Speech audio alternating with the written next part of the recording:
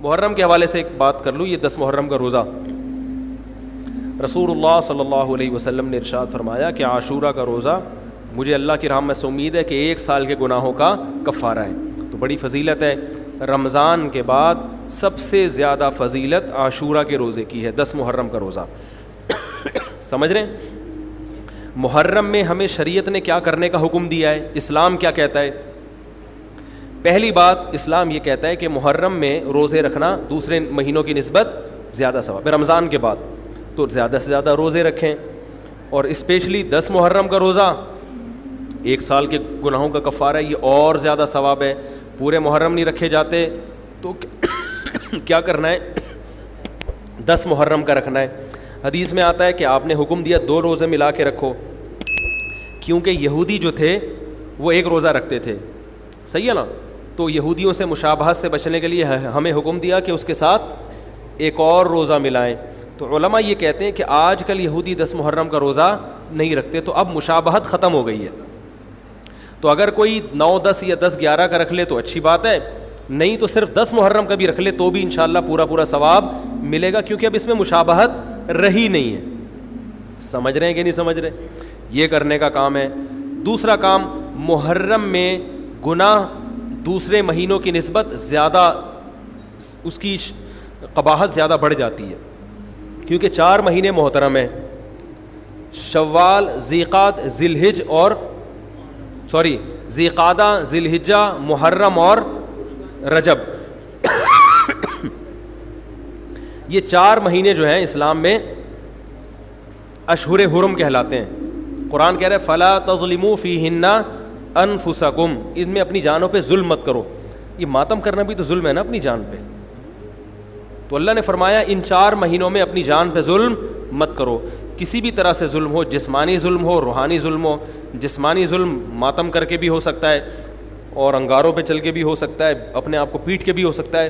روحانی ظلم کیا ہے؟ گناہ کر کا. تو نہ گناہ کرنے کی اجازت نہ کسی اور طرح سے. عام مہینوں میں بھی ظلم کی اجازت نہیں ہے, نہ اپنے اوپر اور نہ کسی اور پر. تو ان 4 مہینوں میں ظلم کی نوعیت بڑھ جاتی ہے. سمجھ رہے ہیں؟ یہ ایک محرم کی فضیلت ہے اسلام میں. اور تیسری فضیلت جو محرم کی, جو بعض روایات سے ثابت ہے, یعنی جو فضیلت تو نہیں کہیں گے اس کو, جو محرم میں کرنے کا کام ہے, وہ بعض حدیث میں آتا ہے کہ آپ صلی اللہ علیہ وسلم نے ارشاد فرمایا کہ عاشورہ کے دن اپنے اہل و عیال پر دسترخوان کو وسعت دو, اس سے رزق میں برکت ہوتی ہے.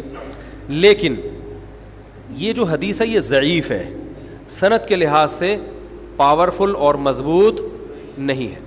بعض علماء نے کہا کہ اس کثرت طرق کی وجہ سے حسن کے درجے کو پہنچ گئی ہے. ہمارے ہی بعض اکابر علماء کی رائے ہے, علماء جو بر صغیر کے علماء, بڑے بڑے علماء ہیں, میں نام نہیں ذکر کرتا لیکن بہت بڑی اپر لیول کے علماء ہیں, ان کی رائے یہ ہے کہ یہ ضعیف, اتنی ضعیف نہیں ہے کہ بالکل ہی مسترد کر دی جائے, ٹھیک ہے نا, اور تعدد طرق کی وجہ سے درجہ حسن کو پہنچ گئی ہے.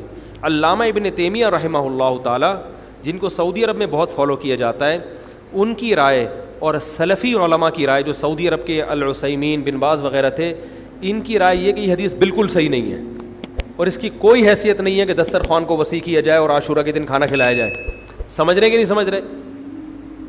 لیکن جو دوسری طرف معتدل علماء, معتدل سے مراد میں ان کو برا نہیں کہہ رہا, لیکن وہ انہوں نے حدیث کی جو, اب اگر آپ سندوں کی تحقیق کریں گے تو اس کو بالکل من گھڑت قرار دینا درست نہیں ہے. اگر سندوں کی تحقیق کریں گے تو ایسا معلوم ہوتا ہے کہ علامہ ابن تیمیہ رحمہ اللہ تعالی, جو ہمارے لیے قابل احترام ہے, انہوں نے اس حدیث کو رد کرنے میں تھوڑا مبالغہ سے کام لیا, غلو کیا ہے. ایسا نہیں ہے کہ بالکل ہی اس کی کوئی ویلیو نہیں ہے.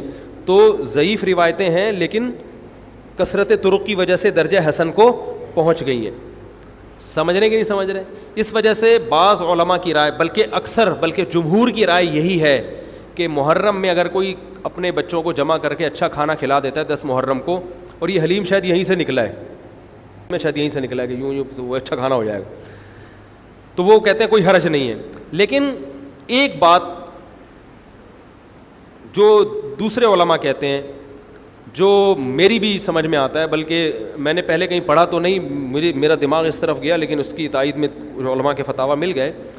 دیکھو, اگر کوئی حدیث ضعیف ہو یا حسن ہو تو صرف حسن ہونا کافی نہیں ہے، یہ دیکھا جائے گا کہ یہ دوسری صحیح حدیثوں سے ٹکرا تو نہیں رہی ہے. یہ بھی ایک فقہ کا اصول ہے کہ اگر ایک کمزور چیز ہے لیکن وہ طاقتور دلیل سے ٹکرا رہی ہے تو پھر اس کمزور چیز کو بالکل رد کیا جائے گا. تو عاشورہ کے دن روزہ رکھنے کا حکم ہے، یہ بالکل بخاری مسلم کی صحیح حدیث سے ثابت ہے. اور جو کھانا کھلانے والی روایت ہے وہ اس ٹکر کی نہیں، اس کو تو ابن تیمیہ جیسے محقق نے بالکل ہی کالعدم قرار دے دیا، بعض عرب علماء نے بھی بالکل کالعدم قرار دے دیا، اگرچہ ہماری رائے ہے کہ بالکل کالعدم نہیں ہے، لیکن بہرحال اس میں محدثین کا بڑا اختلاف ہوا ہے. جبکہ روزہ رکھنے والی جو روایات ہیں وہ بالکل بے غبار ہیں، ان کو سب صحیح مانتے ہیں. تو کھانا کھلانا اور روزہ جمع بولو بھائی نہیں ہو سکتا، اس لیے کہ اگر وہ روزے کا دن ہے تو کھانے کا دن نہیں ہے، کھانے کا دن ہے تو روزے کا نہیں. ابن تیمیہ رحمہ اللہ تعالیٰ کی رائے یہ ہے کہ بعض لوگوں نے شیعہ کی مخالفت میں غلو کیا ہے. شیعہ نے اس دن کو چونکہ منحوس بنا دیا 10 محرم کو، تو انہوں نے مخالفت میں اس دن کو ایک سیلیبریٹ کرنے کے لیے نا کھانا کھلانے کا حکم دے دیا کہ ہم منحوس نہیں سمجھتے بلکہ اس کا کیا کریں گے اپوزٹ کہ کھاؤ اور کھلاؤ. تو انہوں نے کہا یہ بھی غلو ہوا ہے دوسری طرف. بھائی منحوس نہیں ہے، مبارک ہے ہماری نظر میں، لیکن اتنا مبارک کہ اس میں کھانا کھلانا اور یعنی عید والا عنصر کھانا کھلانا تو عید کے دن ہوتا ہے نا، تو عید نہیں ہے بہرحال. تو یہ بھی بڑی جاندار بات، اگرچہ یہ عقلی دلیل ہے مگر یہ ایسی نہیں ہے کہ بالکل اس کو کالعدم قرار دے دیا جائے. تو اب علماء نے دونوں حدیثوں کو تطبیق کی کوشش کی علماء نے کہ بھئی کھانا بھی کھلاؤ اور روزہ بھی رکھو، افطاری میں کھلا دو، سحری اور افطاری میں. تو بات یہ ہے کہ افطاری میں اگر آپ کھلائیں گے تو وہ 11 محرم شروع ہو چکی ہوگی، وہ 10 محرم بولو بھائی نہیں رہے گی. دوسرا سحری میں جو کھلانے کا مسئلہ ہے نا، سحری میں تو سحری میں جب ہم کوئی کہتے ہیں نا فلاں دن یہ کام کرنا ہے فلاں دن، تو اس سے لغت میں جو ذہن میں متبادر ہوتا ہے نا وہ دن کا وقت ہے، وہ 3:30 پونے 4 کا وقت نہیں ہوتا. یہی وجہ ہے کہ جو لوگ اس حدیث پر عمل کرتے ہیں عاشورہ والی، وہ دن میں کھانا کھلاتے ہیں، دوپہر کے ٹائم لنچ کرتے ہیں. وہ افطاری میں تو ویسے ہی دسترخوان وسیع ہوتا ہے بھوک کی وجہ سے. ارے بابا وہ تو ویسے ہی بچوں کو جب روزہ رکھا ہوا ہے تو اچھا کھلاؤ، سحری اچھی کراؤ، اور افطاری وہ تو ویسے ہی بھوک کی وجہ سے رمضان میں دیکھو نا کیسے کھلے دسترخوان ہوتے ہیں. تو میں نے بڑی کوشش کی دونوں حدیثوں کو جمع کریں، لیکن تکلف کے بغیر یہ ممکن نہیں ہے. تو فقہ کا ایک اصول ہے کہ جب کوئی بے غبار صحیح حدیث ہوتی ہے اور اس سے ایک اصول ثابت ہو رہا ہے تو اس کے مقابلے میں اگر کمزور روایت آئے گی جو اس سے ٹکرا رہی ہوگی تو اس کمزور روایت کو، اگرچہ وہ موضوع من گھڑت نہیں ہے لیکن اس کمزور کو اس صحیح حدیث کی مخالفت کی وجہ سے بولو بھائی رد کر دیا جائے. اس لیے میرا نالائق کا موقف یہ ہے، میں بہت نالائق ہوں، میں اتنی بڑی بڑی باتیں کرتا نہیں ہوں، لیکن ساڑی عقلچ یہ چیز آندھی نہیں ہے کہ بھائی جو روزے کا دن ہے وہ بھوکے پیاسے رہنے کا دن ہے، وہ کھانے کھلانے کا نہیں ہے. افطاری میں تو ویسے ہی کھاؤ بھی کھلاؤ بھی. تو اور اس کا نقصان یہ بھی ہوتا ہے کہ لوگوں نے اس کھانا کھلانے کے چکر میں روزے چھوڑ دیے ہیں. سمجھ رہے ہیں، جب حلیم پکے گا تو کون روزہ رکھے گا بھائی؟ ساری رات گھوٹا لگے گا حلیم کا کہ کل دسترخوان وسیع کرنا ہے، تو پھر روزہ گیا، وہ تو تیل لینے گیا، روزہ کون رکھے گا روزہ؟ تو وہ حدیث صحیح حدیث کی بالکل اس میں ٹائٹ قسم کی مخالفت ہو رہی ہے، ٹھیک ہے نا. تو نالائق کی رائے، پھر بھی اگر کوئی دوسرے علماء کی رائے کو فالو کرتا ہے تو وہ کھائے بھی کھلائے بھی. میں کہتا ہوں جو مضبوط چیز ہے اس کو لینا چاہیے، جو کمزور چیز ہے اس کو چھوڑ دینا چاہیے. ہمارے حضرت مفتی رشید احمد صاحب رحمہ اللہ ایک بات کہتے تھے کہ جہاں کھانا کھلانے کی حدیث آئے گی نا وہاں مسلمان اس کو لے ہی لے گا. کھانے پینے کی جہاں بات آئے گی مسلمان کیا کرتا ہے؟ وہ کہتا ہے بھائی یہ صحیح ہے، یہ بالکل صحیح حدیث ہے، ٹھیک ہے نا. وہ کیا کرتا ہے؟ جن علماء کی تحقیق ہے وہ تو تحقیق سے کہہ رہے ہیں، لیکن عام پبلک کی عادت یہ ہوتی ہے کہ فتویٰ بھی اسی کا فالو کریں گے جہاں کھلانے کا تذکرہ آ رہا ہو.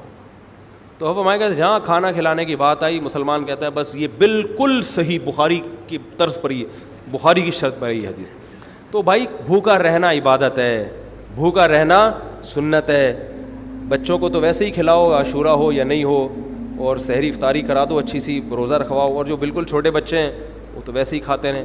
تو اس لیے اور پھر اس کا نقصان کیا ہو رہا ہے؟ حلیم کے گھوٹے لگ رہے ہیں پوری پوری رات بیٹھ کے، اس کے الگ نقصانات ہیں، سبیلیں لگ رہی ہیں.